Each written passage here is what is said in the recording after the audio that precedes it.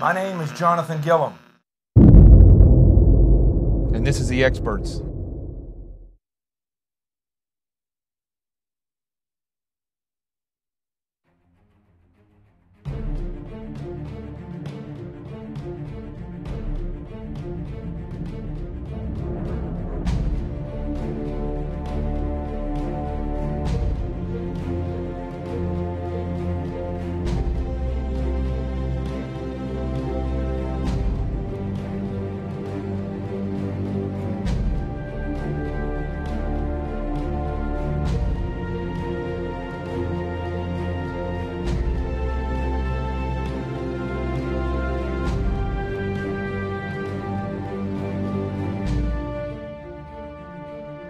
This is Jonathan Gillum, and this is The Experts on Facebook Live, Twitter, and YouTube.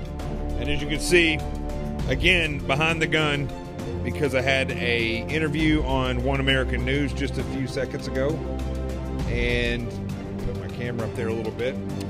And as you can see, folks,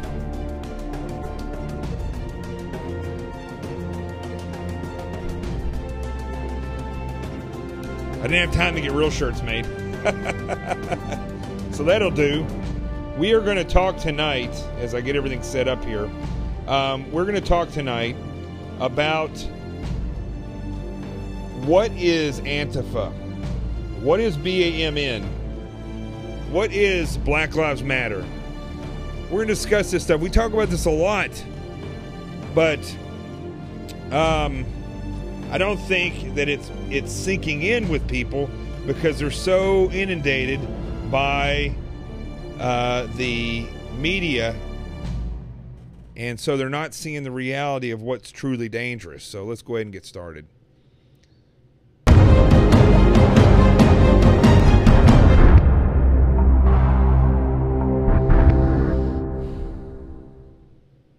All right. So again, we're going to try to get some of these shirts made.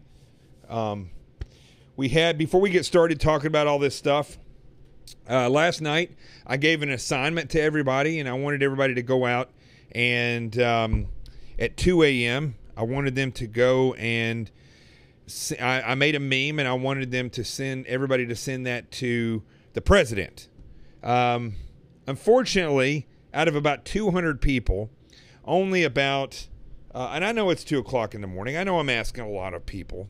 You know, it's 2 o'clock in the morning, and you're tired and you're sleepy, and I understand that. I get it. I do. I get it.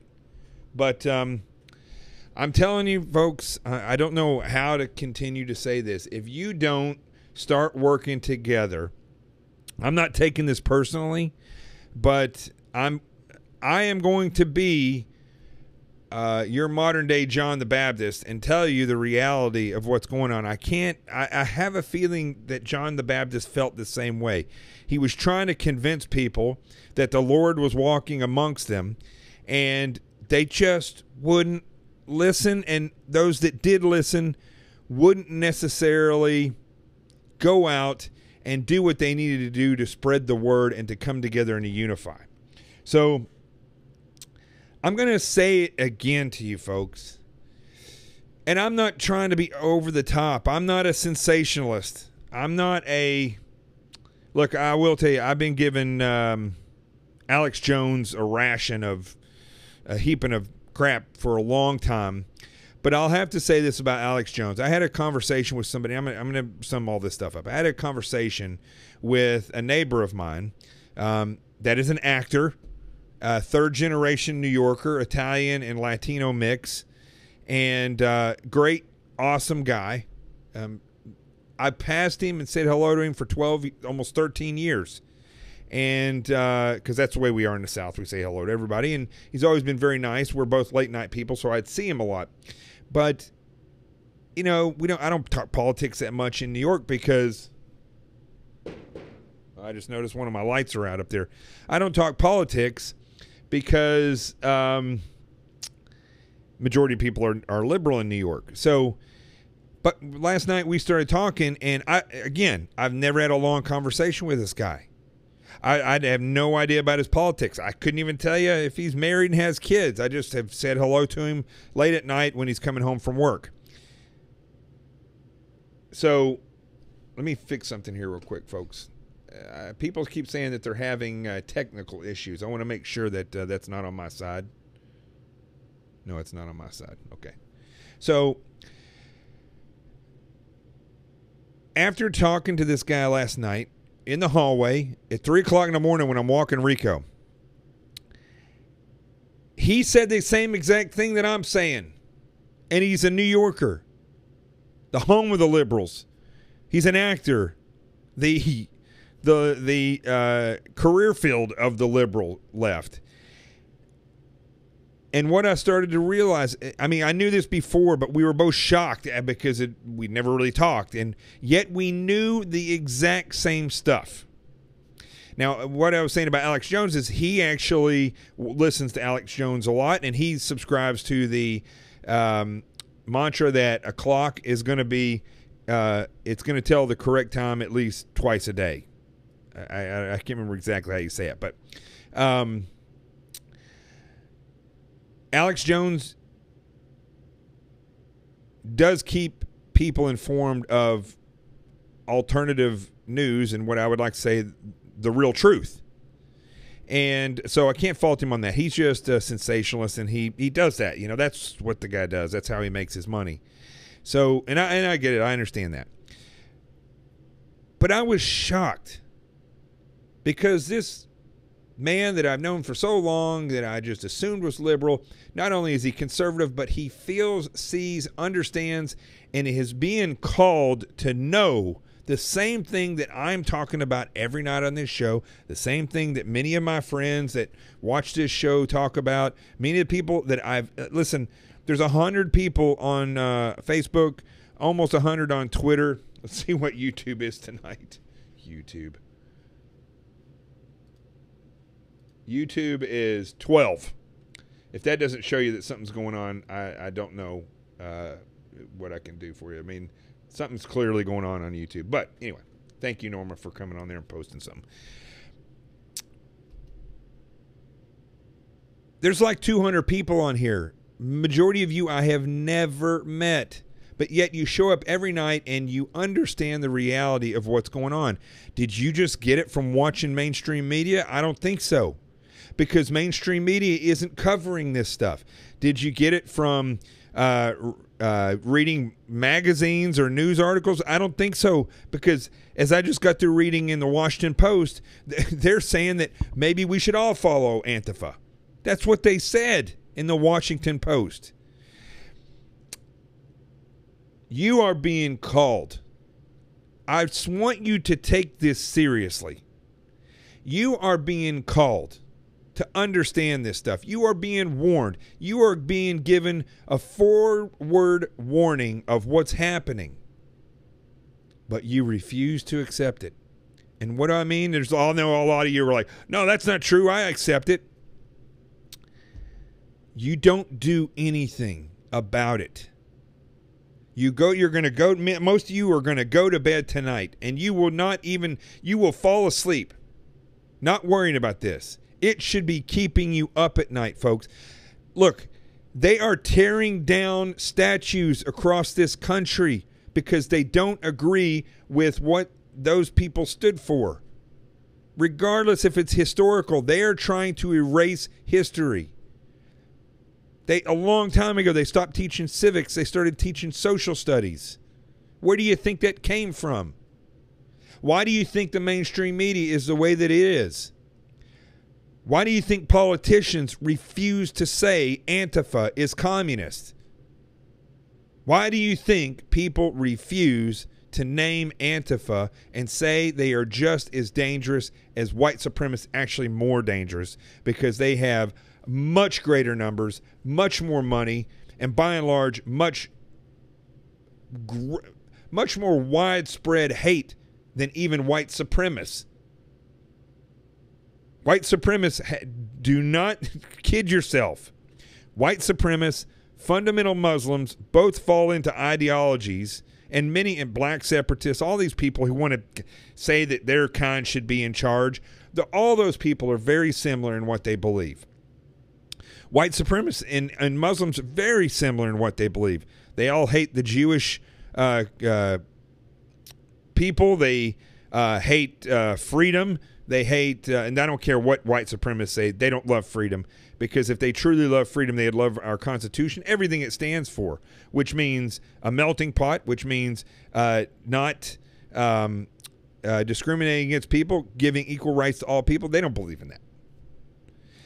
White supremacy, Nazism, fundamental Islam, black separatists, anybody else wants to define themselves by this stuff, I'm going to talk about communism in a minute. I'll put them in the same category.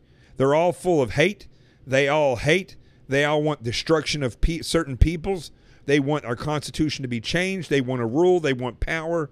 They use fear, intimidation, and violence for a political aim. They're terrorists. They are not American. But the people aren't getting it, that the biggest threat that we have right now in this country is not ISIS, it's not white supremacy, it's not black separatists. It is communism. And in some way, in shape or form, it is the red-green alliance of the mixture of communism and Islam. But by and large, it's communism, I would say, because more politicians are involved, whether knowingly or not. They are involved in helping the communist ideology spread. It is the truth, and it's happening.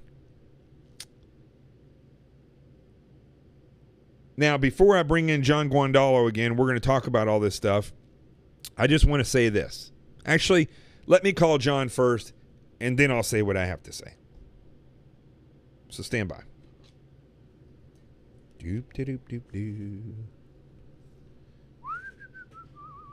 Me up. Doop de doop doop doo. Oh, where'd that come from? Oh, it's on here. Me up. Doop de doop doop doo. Oh, where'd that come from? Me up. Doop de doop doop doo. All right. Oh, where'd that come from? Oh, it's on here. Me up. Doop de doop doop doo. All right, hold on.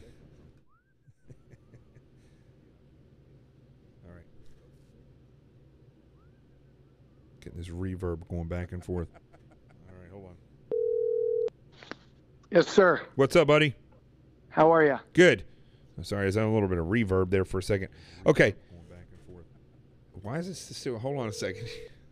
Are you going to Skype me? What's up, buddy? No, I'm calling. You're live. How are you? But hold on just a second. Something's going on here where I have a. Okay. Why is this still? Hold on. Let me call you right back. Are you going to Skype me? All right. No, I'm calling. You're live. But hold on just a second. Something's going on here where I have a right back.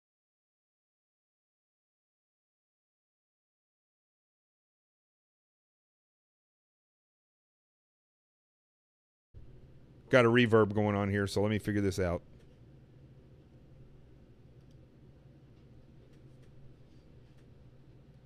All right, maybe that's better. Got a reverb going on here, so let me figure this out. There it is. Got it. Okay.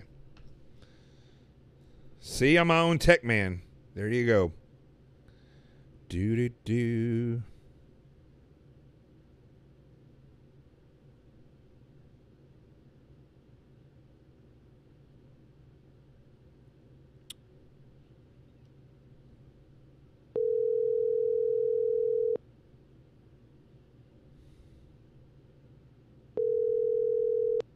Yes, sir. All right, that's better. I figured it out. Something was on. I couldn't figure out what button to push. So I got it. Okay. Before we start, I just want to say something, and then I want to get your take on this. Okay. I had a debate with two people that I know today. One was yesterday. One was today. Both of them are Jewish. I live in New York, where the majority of people here are Jewish or Italian. I would think that's the majority of people in New York City. And so the debate I had with them was that they were extremely, and one of these people is conservative, but she turned on Donald Trump so fast. And the justification that she was given for turning on the president was that he did not immediately come out and condemn the white supremacists, and that he put them on the same playing field as Antifa and Black Lives Matter, for that matter. So what I tried to explain to both of these people, and not so well in more subtle terms, but then it got to the point where I was like, look, here's the deal. Every time, if a black kid gets shot by a white cop, you're going to see the black community, Black Lives Matter, jump on board and raise all kinds of cane about that. If the white supremacists show up, you're going to see the Jewish community rise up and politicians rise up, because the Jewish community has an incredible lobby. And so politicians are going to play that game, and they're going to say, oh my gosh, white supremacists are terrible. And they are. But what I find is that they completely ignore the biggest threat that's out there, which is communism, Antifa, Black Lives Matter, all these people, the Red Green Alliance. They ignore all that stuff and go immediately to the white supremacy stuff and start condemning that. And it's a very narcissistic victimization. I'm the most valuable. I'm the one that's being victimized here. I'm the one that's being shamed, and you should, Mr. President, should apologize for me. You should go after those white supremacists because I'm being victimized. And that's what I hear from these people. And when I try to say to them, whenever hate of any kind degrades to the level of active violence or movements to destroy or kill, there's no differentiating between the moral degradation. It doesn't matter if they want to kill or do whatever with the Jewish culture, with people that have different color skin, or if they want to destroy the very vessel that supplies the freedoms of this country so that people could come out of slavery and so that they could have conversations and live in their religion and not be worried about it. But these people don't see a moral equivalence to that. And these are not the leftists in the media. These are normal people. And what I'm trying to explain to them, I'm trying to talk more and more about this the rest of the week, is what are they not? I know, but I think they need to hear it from somebody else.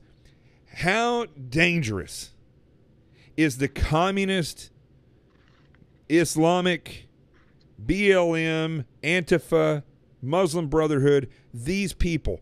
How much more dangerous are they on a grand scale, a global scale, a national level than the white supremacists? And why do you think the media is not paying any attention to this? Okay, so you have a lot of pieces to unpack. So let me first say, among all the threats we face, Iran, North Korea, those are serious threats. Mm-hmm. We face attacks, economic attacks to our system. We face real attacks from nation states that are hostile, but there is no greater threat because of the way the threat manifests itself than the red-green axis. The hard left communist Marxist movement joined cooperating with, at the international, national, local, and state level, with the Islamic movement, primarily in the United States, led by the Muslim Brotherhood. Mm-hmm.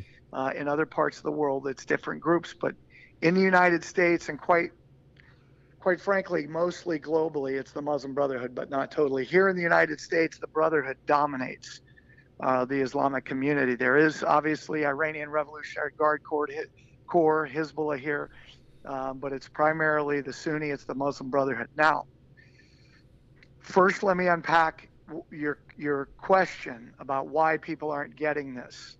There are a couple pieces that I think are very key. Number one, and this goes for much of what we are dealing with today, is that this started with the communists who attacked the family unit.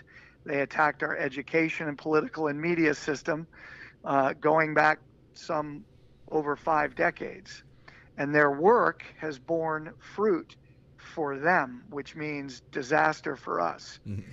So we have taken our education system, and I don't, everyone listening to this and people beyond listening to this have seen shows with Water's World or Jay Leno or Sean Hannity or any number of people that walk around the streets or they go to college campuses and they ask basic questions about our history, about our government, about our legal system, and the vast majority of people cannot answer these basic questions of all ages, but mostly, from 14 to 35, that kind of younger range. Now, you put that together with some statistics. For instance, in a recent poll of young people, I think it was 18 to 30, young 30s.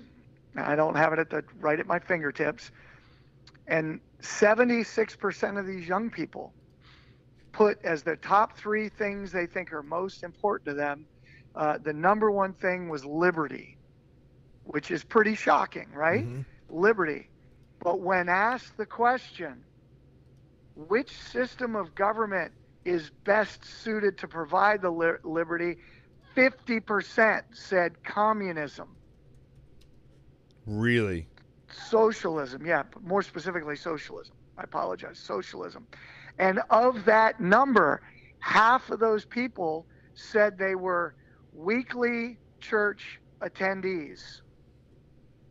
So why do I bring this up? Because culturally, our system has been penetrated.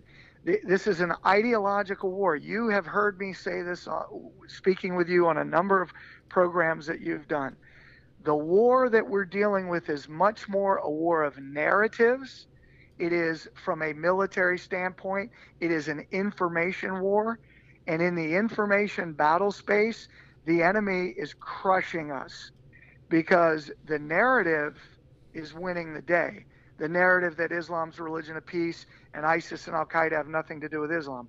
It's factually completely incorrect and can never be correct, but that's the primary narrative. That's what's taught in our war colleges. You go to 9 months of command and staff at the Marine Corps, Command and Staff College for 9 months. The word jihad's not even uttered. Go to the Army War College. Go to the Joint Forces Staff College. Go to Harvard and Georgetown, where most of our government officials get their graduate degrees and advanced degrees, especially in like Middle East studies or anything like that, foreign affairs.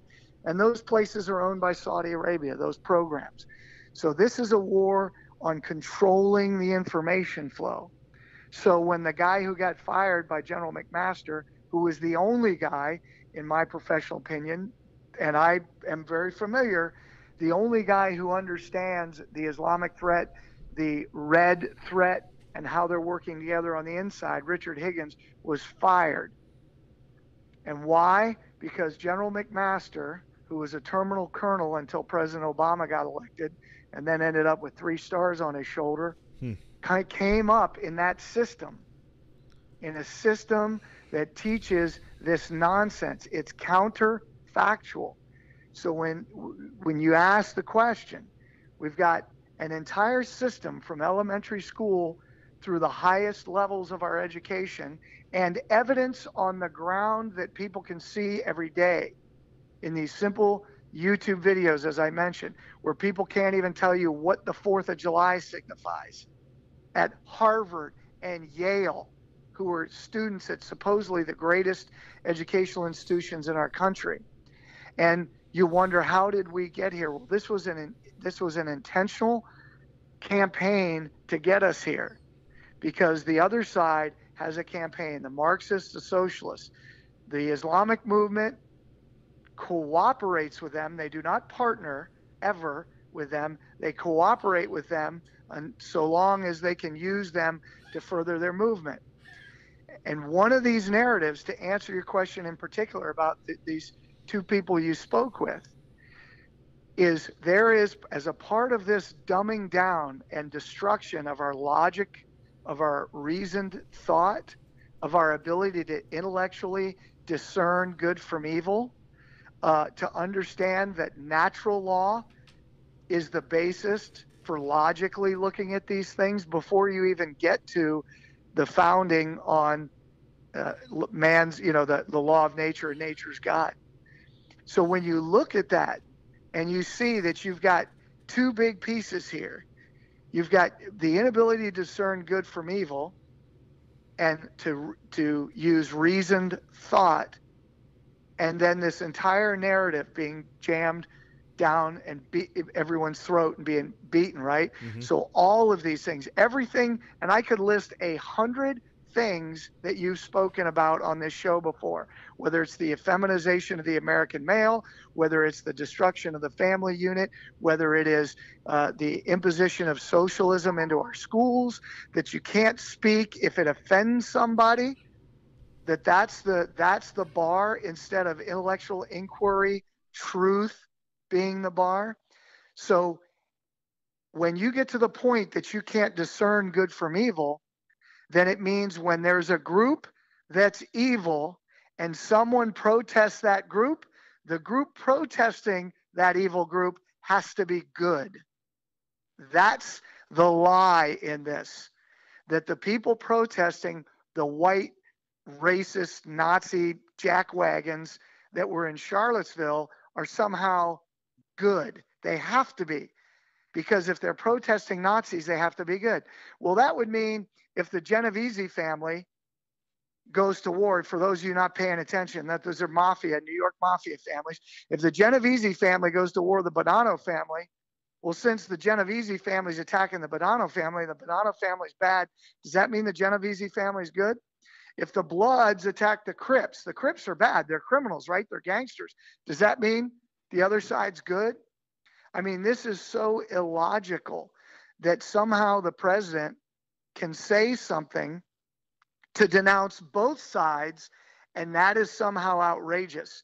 That, to me, John, is the evidence of the total breakdown of reasoned thought in the United States. That to me is best simplifies this whole discussion. Let me show you this real quick. I don't know if you have the computer on, but I'm going to put up a tweet that I saw last night from Eric Holder, and I responded to this. Let me downsize this so people can see it. And basically, what the tweet says is, and I was, look, not that I'm shocked by anything Eric Holder would do, but it says, this is a time to choose sides. Simple as that. Who do you stand with? What do you truly value? There is a right side and an immoral one. So is this guy, this criminal who allowed thousands of guns to go over to Mexico, and we subsequently had a Border Patrol officer killed, a guy that called Fort Hood workplace violence, a guy that made up a lie about the hands up, don't shoot in Ferguson, Missouri with Brown, and jacked up that entire investigation. This guy, is he equating war? Is he equating that we go to war? Because Michael Moore was right out here protesting last night and saying something very similar, and you're getting this from the left. Are these people, do you think, John, are they equating civil war? Well, I think there's something, I'm going to say, bigger than just that. And I'm not, that what you just said is huge. Yeah. What we're seeing is the leading edge of what understanding the threat and what I've been talking about now for 10 years is, look, when I was working with the DOD and I got recruited out of the FBI and worked with the Department of Defense, mm-hmm. in November 2010, it was 3 of us working in this group. At the time, we were called the Strategic Engagement Group. And we were the only ones in the nation and in the West, 3 months, essentially 2.5 months prior to the revolution in Egypt, the Muslim Brotherhood Revolution. We called it with great specificity. And we briefed members of Congress on it in November 2010. Then, of course, in January 11, the whole thing broke, right? Tunisia and Egypt and went across, and we explained why Syria wouldn't go down and what was going to happen there. The reason is, when you understand Sharia and you understand how this enemy, the Islamic enemy, fights, how they communicate, and you can only understand that if you understand the Sharia with regards to war fighting, and how they treat the non-Muslim world and how they treat each other and how they view each other, well, then it becomes very clear that it's the blueprint for how they fight, and it's what they seek to impose on the whole world. Mm-hmm. Well, in the same way, when you listen to what these organizations are doing, and there are several of the biggest socialist and communist groups in the United States, and the one of the largest is obviously Communist Party USA, but Freedom Road Socialist Organization, out of which produced the leadership of Black Lives Matter. And if you listen to what they say, the Black Lives Matter, they mimic what Freedom Road Socialist Organization says on its website, which is it calls for revolution in the United States.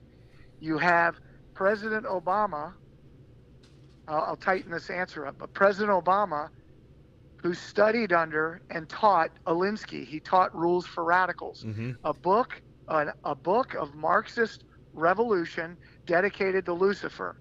You've got people that are all around there: Rahm Emanuel, Eric Holder, Jay Johnson, the like of these people, Valerie Jarrett. These are red diaper babies. These are children of communists that are in leadership positions in our government. Loretta Lynch, who favor, and you had people that, while they were in the administration, that identified themselves as Maoists and communists.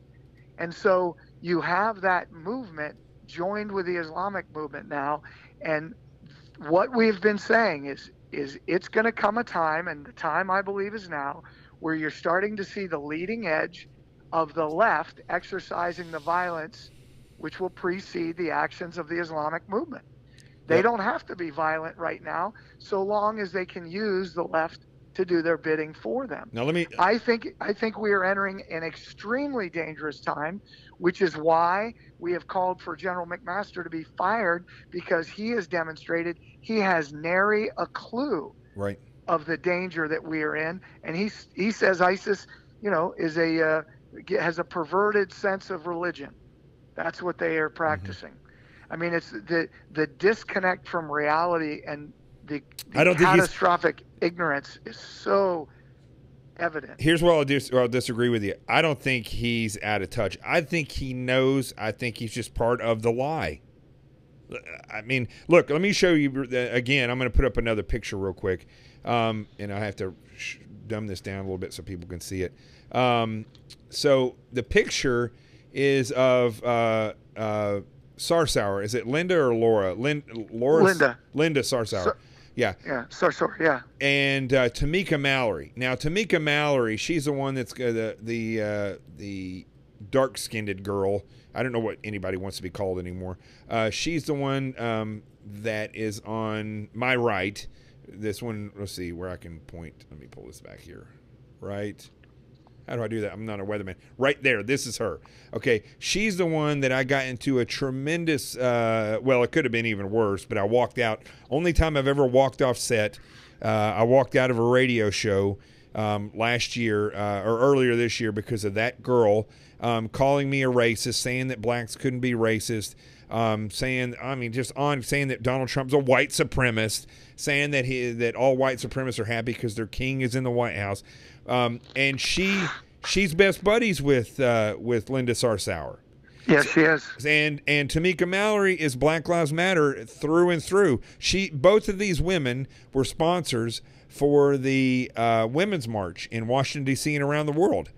That's right. She is one of the most vile people I have ever met in my life. When she walked in, listen, I personally, to my knowledge, have never met a Nazi. But I will tell you this. I don't think they have any more hate in their heart than this woman right here, this girl that I called her, than this girl. Her hate was so strong that she went from, first of all, she walked in there and I said hello to them. She didn't have a word to say. Then I was there to talk about how we could all further everybody getting along and how dialogue was important. That's what I thought I was there for. But it was a setup. And she hates with a passion white people. And what is crazy about this is that it doesn't matter if they're liberal. I think we saw signs of that when Black Lives Matter were protesting, and some of these liberal white people were wanting to go up there and take part in it, and they told them they had to get to the back of the line. So these people are so tightly mixed with the Muslim Brotherhood and communism. And I listen, John, to everything you say. I've talked to Rich I mean, we both hosted a show together. I've talked to Rich a lot. I understand where you guys are coming from. I disagree with you on one thing, though. I don't think Islam is the greatest of the two between communism and Islam. I believe communism is the greater threat. Because I think what it comes down to is the ideology of Islam will just never truly be accepted by the majority of people in this world. I don't believe, not in the free world. Whereas communism, as you even talked about it a minute ago, people believe that socialism, globalism, communism are not they're not bad, that they're going to actually bring us a utopia, which Marx talked about. So I think that in itself, and the sheer numbers that they have, both of these groups have tremendous amount of money. But I think from what I've seen, and I've studied Islam tremendously throughout the years of working in around terrorism and stuff, I just see communism as the greater of those two evils. Now, I mean, it could be wrong, but that's what I see. Yeah, and I didn't say one was a greater evil. I said that the cooperation between the two is the greatest threat we have in this country. Because I will tell you, the Islamic movement is made up of people that I believe, having watched this, are much more serious. Hold on, dedicated on a moment-to-moment basis. Hold on, somebody on Twitter just said that Nazism is the right, not the left. And before you even explain anything else, people need to realize that it's not right or left. These are ideologies. There's no, I mean, truly, you can go all the way back to the Greeks where they were talking about the right and the left. And there was a progressive ideology. But when we're talking about Islam, and when we're talking about communism, and when we're talking about white supremacy, forget the right and left. These are ideologies that want to destroy anything that doesn't assimilate with the way that they see the world. Is that right? That is true. But the person who tweeted that to you is historically incorrect. The Nazis were the Nationalist Socialist Party in Germany. Yeah. So that's the political left. Correct. Just like the KKK was formed by the Democrat Party. It's the party of anti-liberty for the slaves. It's the party of, Jim Crow. It's the party of Robert Byrd, who, they honored him when he died. This is what we get. It is what you described with Tamika Mallory. This is the one thing I think is very important for rational people to hear, is that when you said at the very beginning, why isn't the media listen, the media is not covering this because the media is in the pocket of our enemies. They are the enemy, and we need to treat them like enemies, and we need to call them the enemy. And it doesn't matter how high into the right they go. The fact that we have Republican leaders today that are backstepping because they don't want to be called names and they're afraid to be called names. They need to get out of the way. Mm-hmm. You understand, we're on the leading edge of a war in this country. And it's a war between people who understand the principles that upon which this nation was founded, the law of nature, nature's God, and the people that do not. And the people that say things and they lie. When Tamika Mallory says you're racist, that has no bearing, because she is when they say things like black people can't be racist, that is an ideology that is disconnected from logic. It's disconnected from reason. And so you can't have a rational discussion with an irrational person. And what people are trying to do is they still think that there is a way to reason with these people. There is not. There is not. They're on the street. They're setting fires. They're beating people up. They are killing people. They are destroying businesses. Mm-hmm. They are reigning anarchy. And you just read on their websites and you listen. I listen to hours of video And they are talking about a revolution in this country. They're using the exact language that the communists and the socialists use, how to undermine the system. And they're talking about it. And these are not just young people on a crusade. They are very well funded. This is much more organized than it was in the 1960s. And let's not forget, the 1960s were also getting funded by communist regimes, not the least of which was the Soviet Union. Mm-hmm.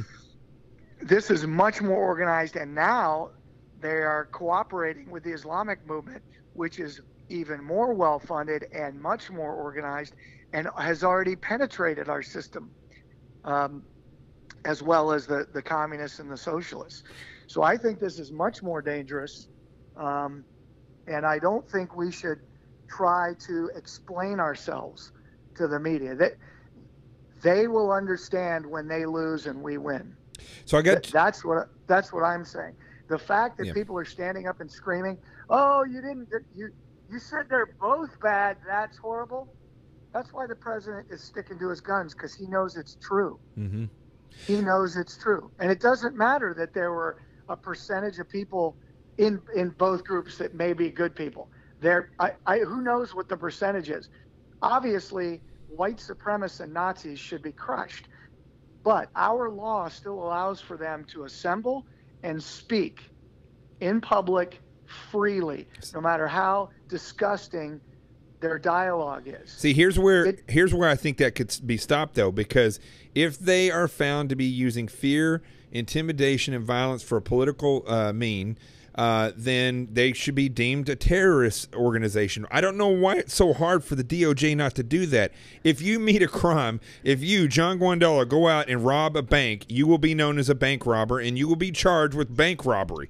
Why is it that people that go out, like these white supremacists, like Antifa, like Black Lives Matter, that use fear, intimidation, and violence, and in the case of Dallas and Louisiana, killing on the behalf of Black Lives Matter, right. Why are they not? Why is the DOJ not just automatically saying these people are terrorists?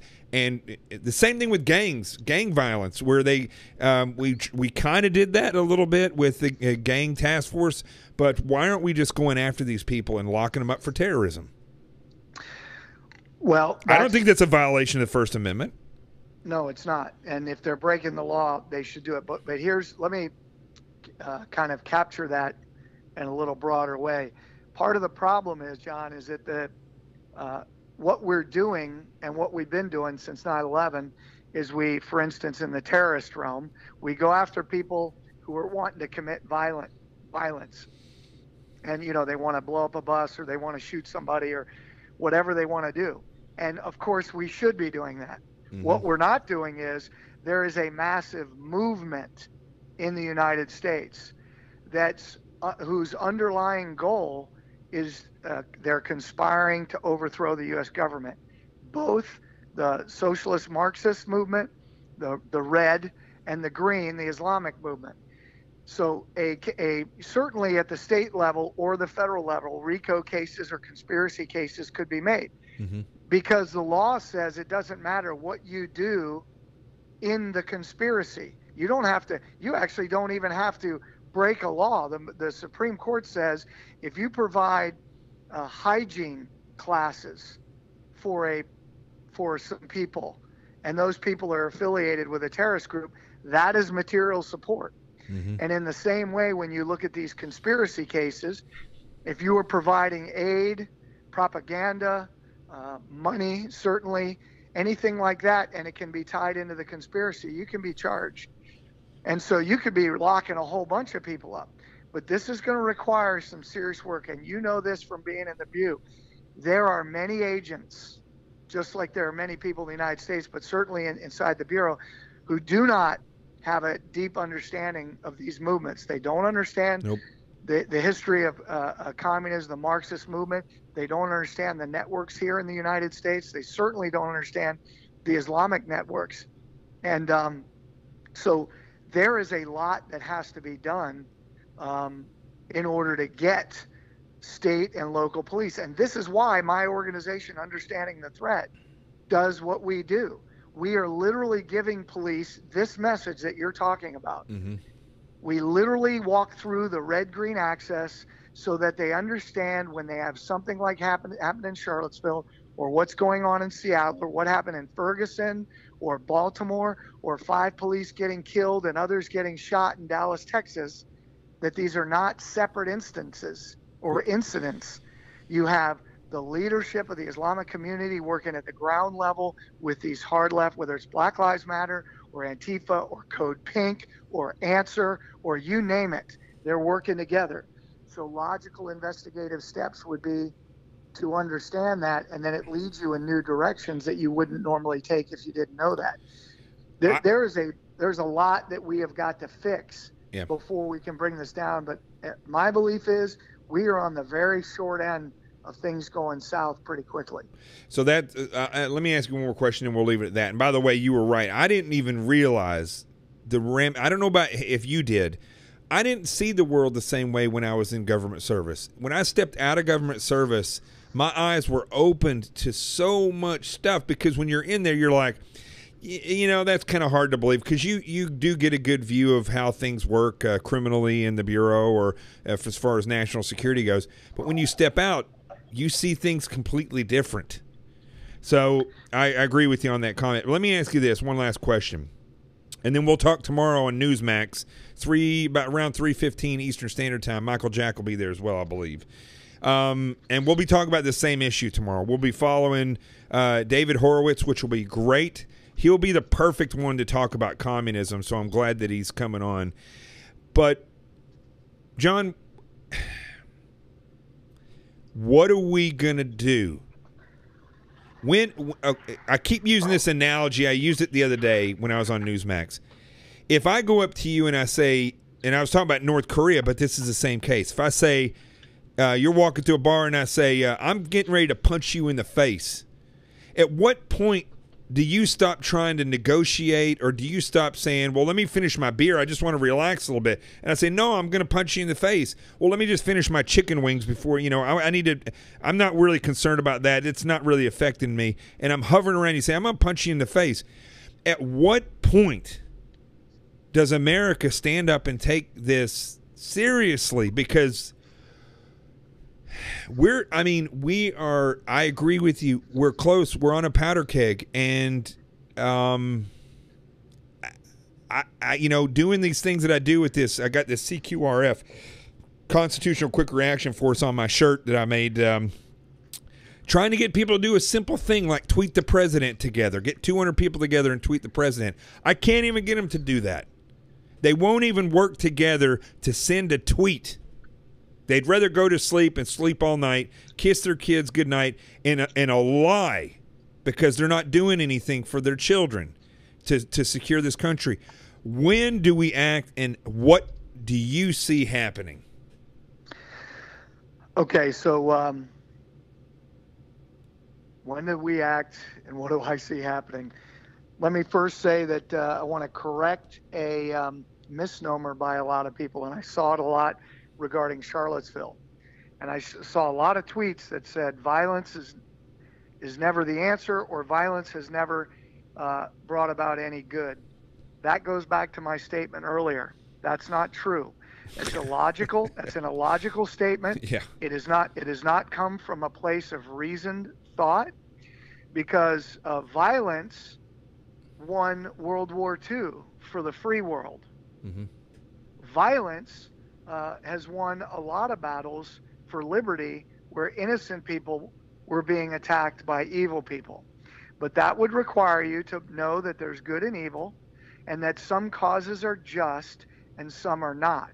But again, because we don't teach philosophy, logic, all of that in our schools now, I'm not sure what we're teaching, but it frightens me when I hear my children tell me what they learned. Pardon me. So let's begin there. So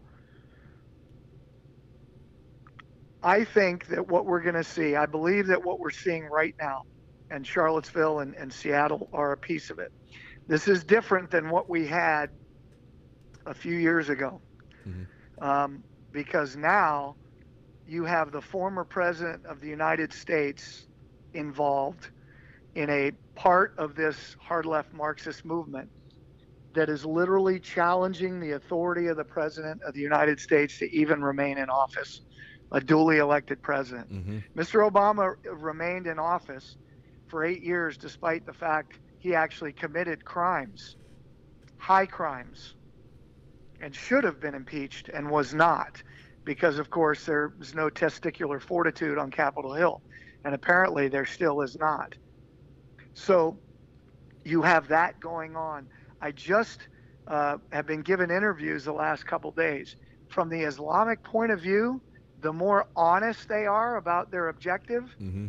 is a significant indicator of how far down the line they believe they are towards victory. So you have Linda Sarsour calling for a jihad against the president. You have a Hamas leader named Hatem Bazian from UC Berkeley calling for an intifada. You have more and more leaders just in the last month in the Islamic community calling for Sharia to be imposed in the United States, calling for Jews to be killed, calling for an annihilation of Jews, that they're, that this is what we have to do, explaining Sharia in much clearer terms. Those are huge red flags that they believe they're down the road. And this is all coming at a time when we're seeing the violence start to ratchet up. Mm-hmm. These are exactly the indicators that we were talking about, we being myself and one or two of my colleagues when we were in the DOD, and what we were talking about in 2012 when I stood up understanding the threat. These are the indicators, and we're starting to see them clearly now.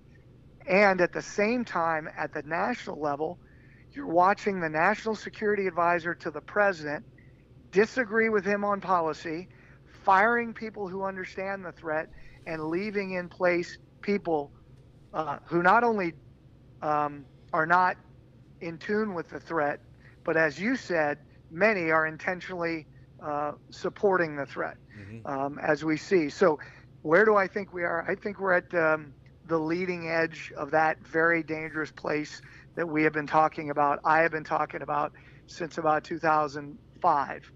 And I think it's going to go downhill significantly. What is it going to take? I think human history shows us that people will tolerate.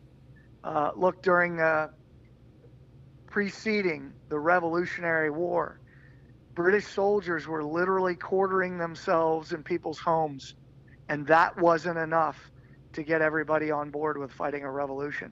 So I think human history has shown us that things need to get pretty desperate before people will agree. Well, look what happened in Germany. They got on trains. Yep. They got on trains and were led on trains and did not protest. Yep. And were shipped away to these concentration camps where they were eventually killed. Yep. But what I encourage you, to keep in mind and share with your listeners, obviously this is your choice, is that never in human history has an entire nation, has an entire region, come together in agreement. It has been a small band, a small percentage of people that understand what's the right thing to do, and they do the right and the just thing. And that's so our country was founded. That's right. And this idea that we need to win over the media or we need to win over other people, you don't. You don't. The Democrat Party, which is now the Socialist Party of the United States, the leadership of the Republican Party, which, fill in the blank there. They are statists. They are establishment people that want the status quo. Yeah. And they are not going to defend liberty. They are not. And so that's my answer to your question, your two key questions. So evidently, according to somebody here on Twitter, we don't know nothing about Germany. There you go. And how we're racist. And we're racist. That's right. That's right. But see, that's right there. Perfect example. That's irrational. It's not an intellectual thought. It's not reasoned thought. You don't know nothing about Germany. What? and it's name calling. This is second grade discussion, 101, and that's where we are. And so what I'm encouraging is those people need to not be taken seriously. Yeah. And I don't mean people that are I mean people that say you have to listen to my voice. No, you have a right to free speech. You don't have a right to be listened to. Yeah. And when you are ignorant, unreasonable, and irrational, you don't get a place at the table. You can stand in the public square and speak all you want, but as soon as you go violent, we put cuffs on you and we throw your ass in jail. Yep. And it's going to take some serious action by the president. I mean, we made our recommendations prior to the election of what needed to be done in the first 30 to 60 days. And it needed to be very harsh, much harsher than it has been. Mm-hmm. And but we're not doing it. And the Republic is in great peril right now. And listen, I'll agree with you and let you go. I know you got to go. But this nonsense about this person, Sarah Love or whatever it is, I can't even quite read what it is. So your president will be gone soon. That's a threat. See, people, I don't even talk to people like this. So if you're on Twitter, don't even associate with that person. As soon as I get off the phone, I'll block them because you cannot. Yeah, it's so hard to block people because you want to have the conversation. I actually care about people and I want them to understand it. But once somebody starts calling me names or saying ridiculous things like that, I just block them. And there'll be a day of reckoning when they'll get theirs. And when their freedom is literally being sucked in, I think sucked right out of their hands, which is what happened in Russia. All these the working class went against the bourgeoisie, and when normalization occurred, which is where they have tanks in the streets, I don't know how normal that is, but basically what they're doing is conforming everybody to the way that they see fit. It never really gets past that. All those people that fought for the cause and against the bourgeoisie ended up living in shambles with no food, kind of like Venezuela. Well, that's what socialism brings you. Yeah. Right? It doesn't lift people up like the free market system that our system is. And, I'll just quote somebody much smarter than me. Yeah, capitalism, it's the worst system in the world except for all the others. Yeah. And it's the only one in the history of the world, the free market system, to bring wealth, progress, and growth into a society.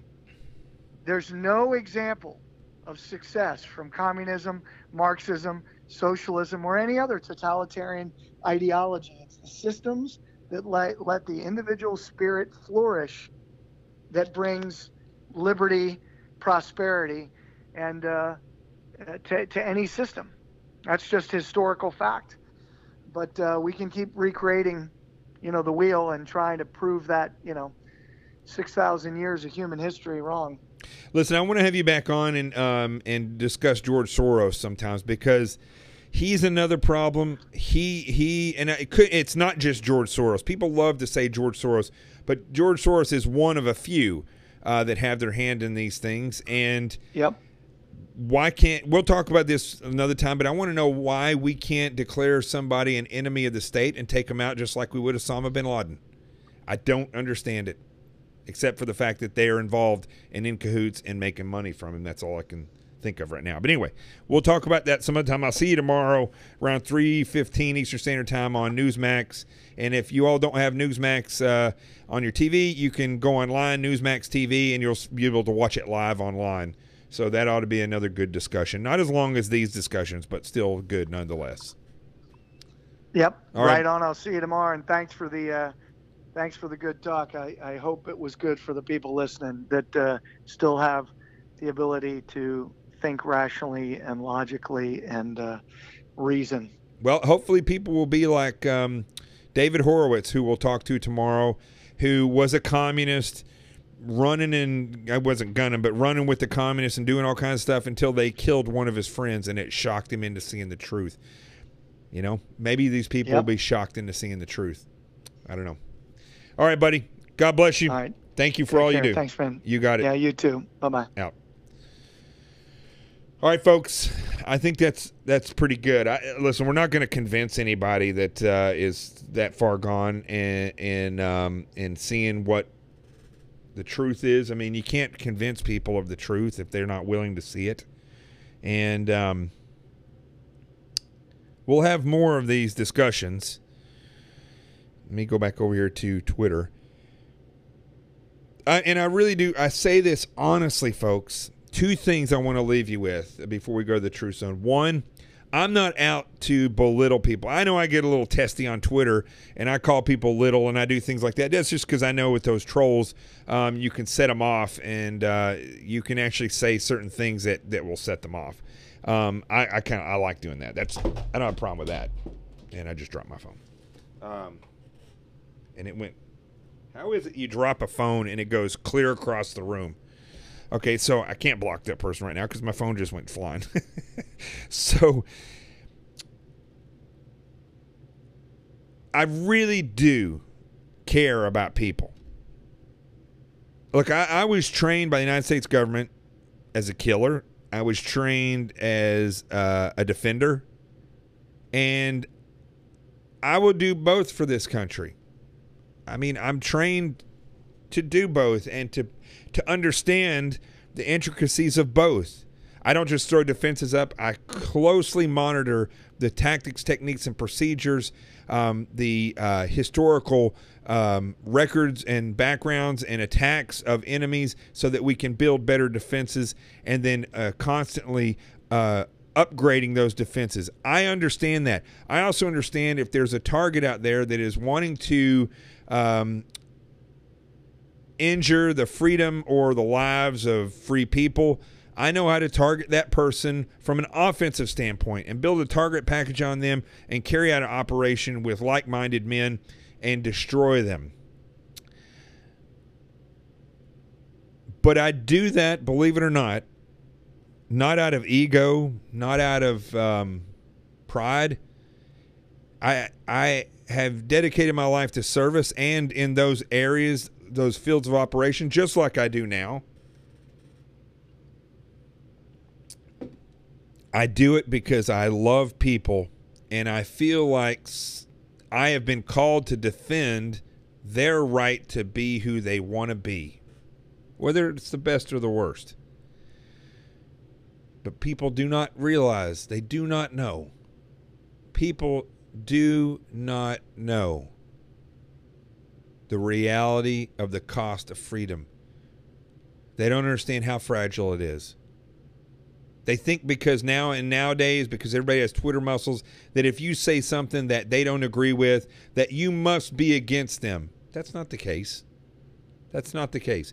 If that was the case, we would be at war with liberals and conservatives every day when they don't see things the same way. But that's not the case. And whoever this person is that's saying this stuff, I can't block you. Maybe God just took my phone away from me, so I can't block you. And so I say to you, I don't know you. You may be a troll. If you're a troll, okay, it falls on deaf ears. But if you're not a troll, it's not a battle, as far as I'm concerned, with people who love freedom and people are victimized. It's not a battle as to who's more victimized. It's not a battle to say that you're wrong and I'm right. It's not a battle to say that I'm your enemy and you're my enemy. It's a battle to preserve freedom.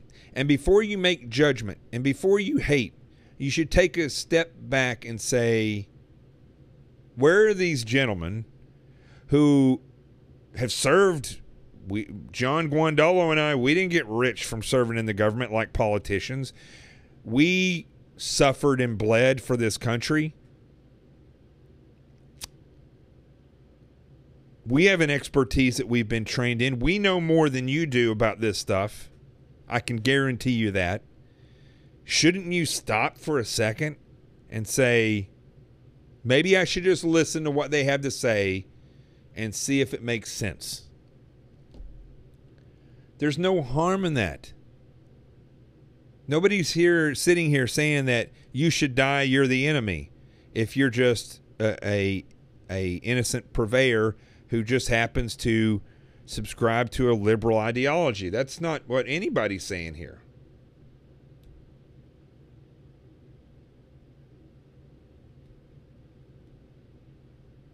In order to debate, in order to have a discussion, both people come to the table and leave their hate and leave their prejudices behind. Everybody has hate and prejudices. Everybody.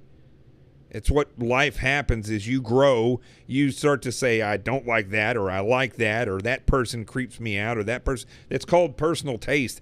You leave those things to the side, and when you come in to debate something that's this important about the sustainment of freedom and quality of life and helping people be the best that they can be and live a free life, you should come to the table and sit down and say, what do you know? And then I would say, what do you know? And if I know more about a subject than you, you should listen to me.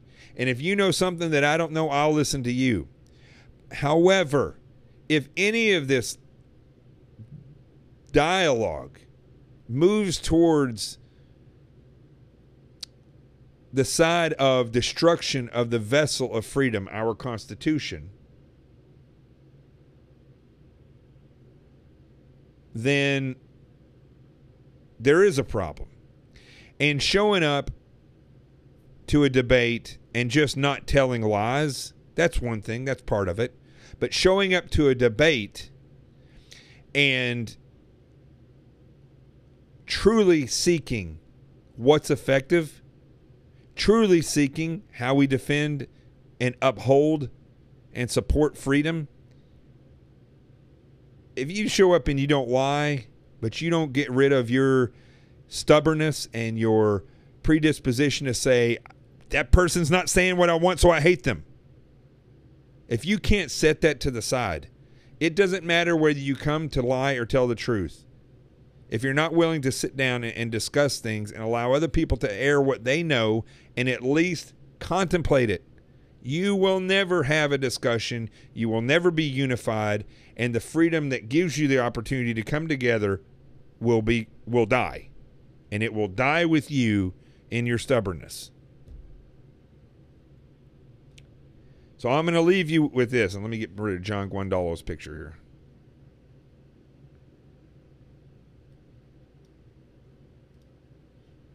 I'm going to leave you with this before I go to the Truth Zone. I'm going to get into bed early tonight. I say that every night, okay? I want you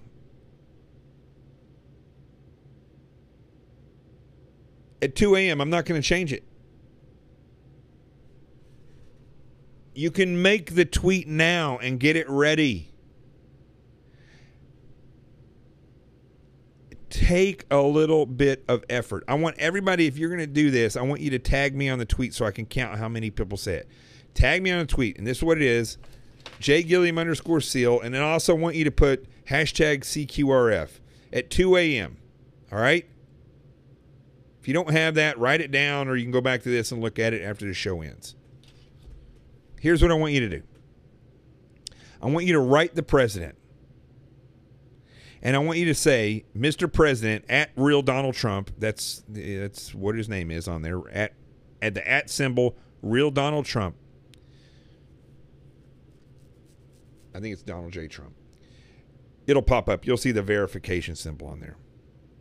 I'll even put it on there. I'll do what I did last night. I'll write a tweet. You go copy it, and then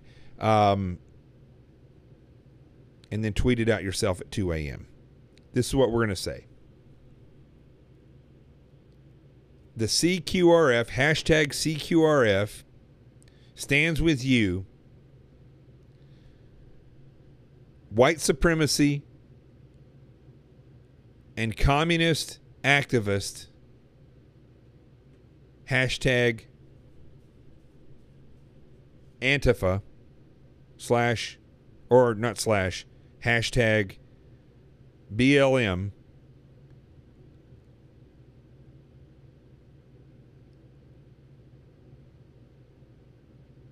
are hate.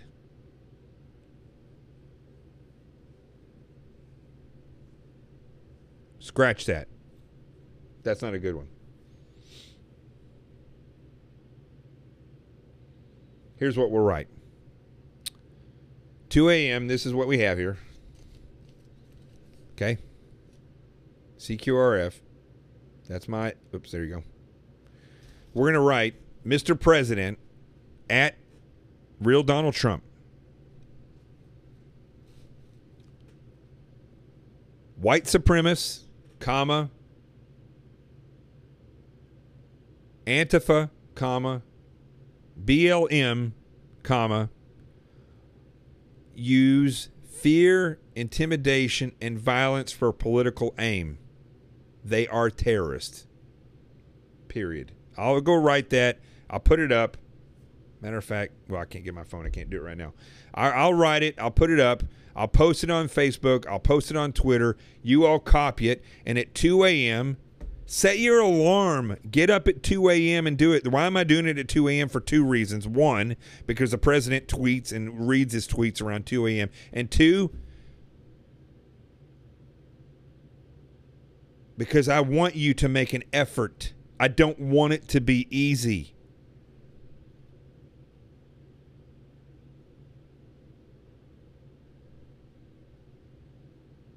White nationalists, whoever just wrote that, you better stop using that language right now, because the reality is, I'll block you from this show. The reality is, you're an American. Stop with these labels, because that is just something that the left and the media will use continuously.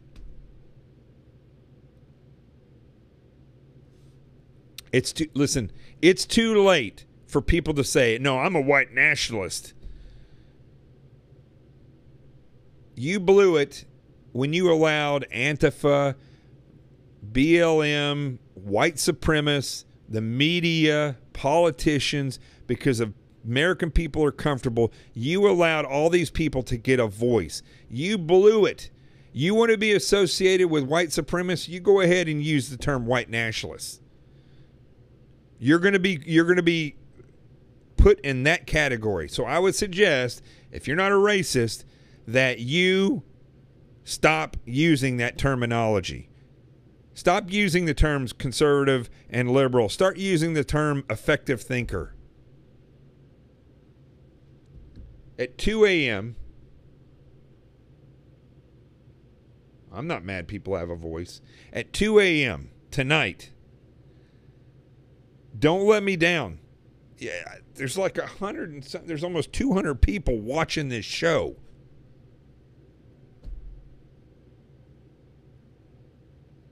I don't want an excuse. You either commit to it right now and say at 2 a.m. I'm going to tweet this out, or don't. But if you don't start working together somehow, some way, listen, we're not all going to go out and run through room clearing drills together. We're not going to go out and learn how to target practice together. The people that watch this show are spread out all over the country and the world. Somebody from Great Britain is watching. We have people from Canada watching, people from all over the United States. You're not going to meet these people. But you can stand together regardless.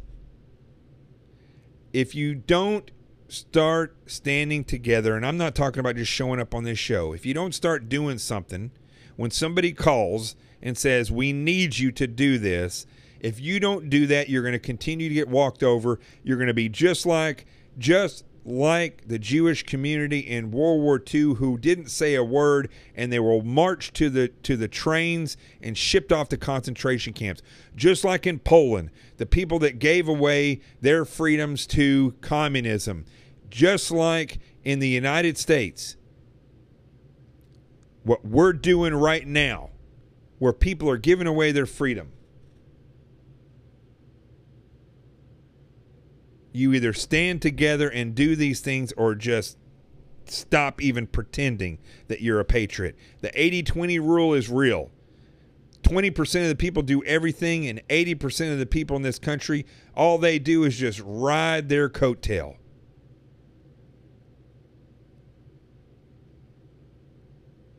Don't be one of those people. For once, let's make it more than 80-20. How about making it 80-20? Where 80% of the people do the work and get up and fight for freedom. How about that? If 80% of the people that are watching this show tonight, let's say there's 200 people.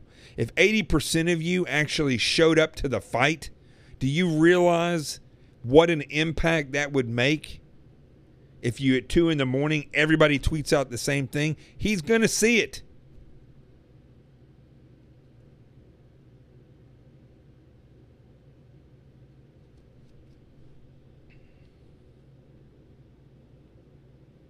You're an idiot. You're getting blocked as soon as I get off here. White men founded this nation. Free men. Men seeking freedom. That's who founded this nation. Listen, it just so happens that they had light skin. The world could have had fallen into any other situation, and I can guarantee you it would have been the same way. People have enslaved each other throughout the entire history of mankind. It just so happens at that point, they happen to have light skin. Stop with this nonsense, folks. This thing right here that I'm pulling on right there, you see that? That is a barrier from infection. That's it. There's no brain cells in there. There's no personality in there. There's nothing in this except some muscle. But other than that, there's nothing in there that is going to make a person better or worse. It's a barrier from, it's an organ. It's no different than if you were judging people based on the lining of your gut. It's an organ. This is what you should be judging people on. What's going on inside of here and what's going on inside of here. That's what you judge people on. Not the color of their skin.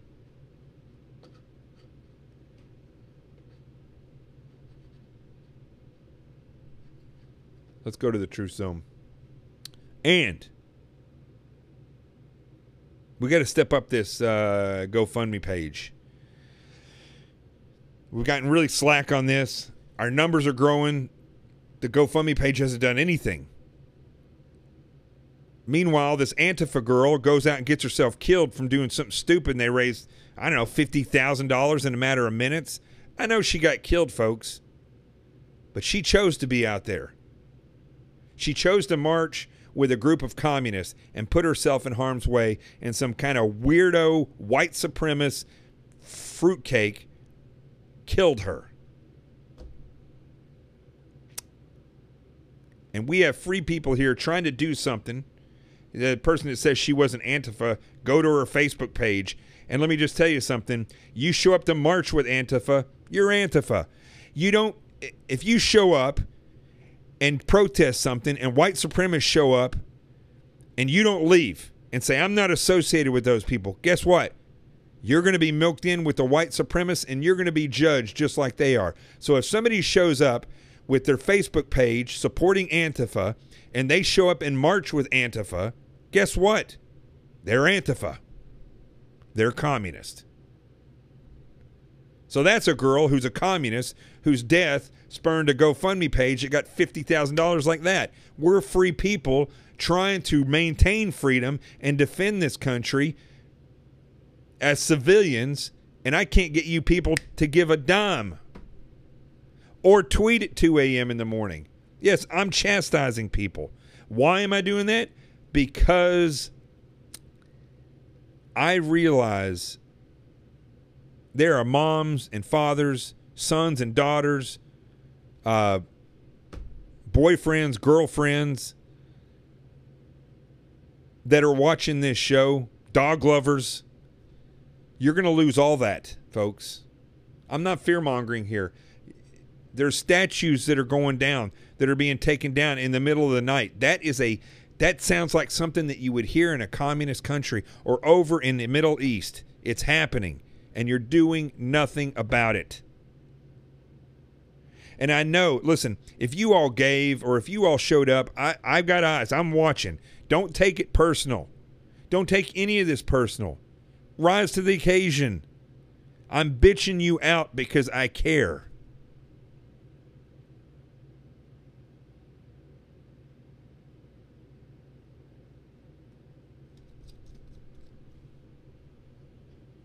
We haven't lost yet. Whoever just wrote that on Twitter, we haven't lost.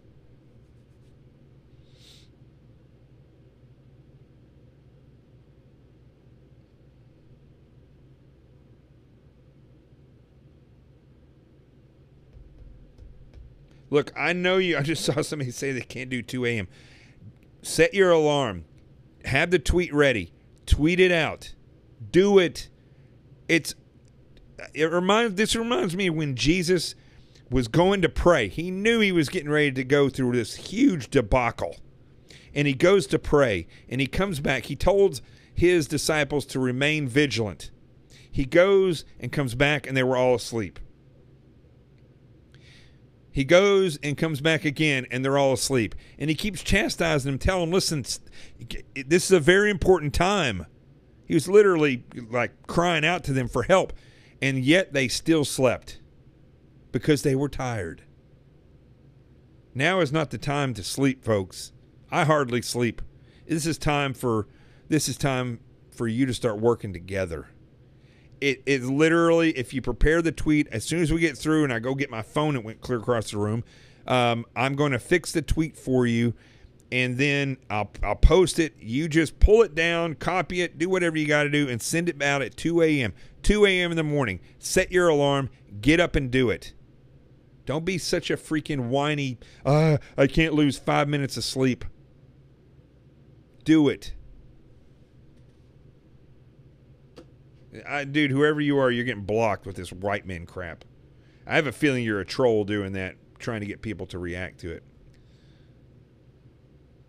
I mean, never to drop my phone across the room. Let's go to the Truth Zone.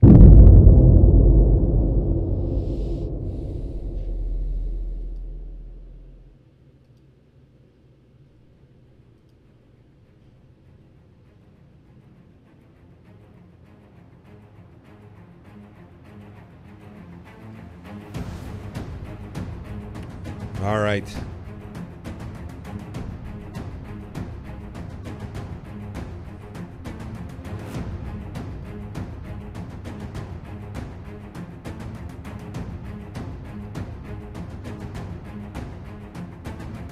All right, folks, here we go.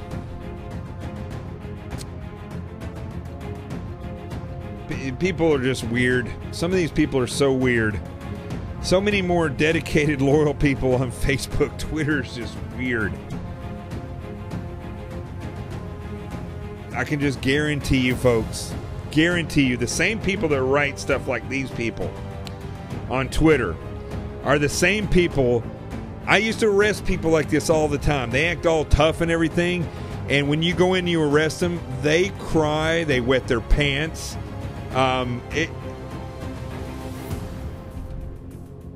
Human beings are the most vile creature on earth. They're also the most loving creature, made in God's image. But when they choose to be ignorant, and ignorance is a choice, folks. Some people are born with a little bit less upstairs, so they're not able to be as intelligent as others. But ignorance is a choice. You choose to ignore the truth. You choose to come on and say salacious things. The people that are on here on Twitter right now, the trolls, here's what's going to happen to you. I can guarantee it. You're going to bust your ass. And your knee or your leg or your thigh or a broken arm, something's going to happen. And when that happens to you, you're going to sit there and you're going to go, wow, I know what pain feels like. That guy actually brought this up on the show, and I just got injured. Maybe I need to look at reality a little bit. Some of you are going to get sick. Some of you are going to be, you're going to have somebody in your family die, and you're going to be woken to reality. And if you're really unlucky, you're going to lose your freedom. That's going to happen. And when your head hits the pillow at night, you're going to know that you don't stand with these people. You're going to know that there's nothing to you. You're a troll. You are told what to do in life by other people because they say it's cool, you go do it. Nothing in this world that was ever great was founded by people like you. Nothing in this world that ever changed lives or set the course of history was ever done by people like you. You are quitters in life. And when I die, and majority of the people I know that watch this show, when they die, and we all will die, I will lay back, and I don't care if it's in a horrific firefight. I don't care if it's on my deathbed and I'm awake. I will know when I die that I served my fellow man, I served freedom, and I served my God. You, when you die, will be asking, where did life go? Because you're a loser. I'm Jonathan Gillum, founder of the CQRF and Freeborn, and I will die free. How about you? I suggest you start thinking about that.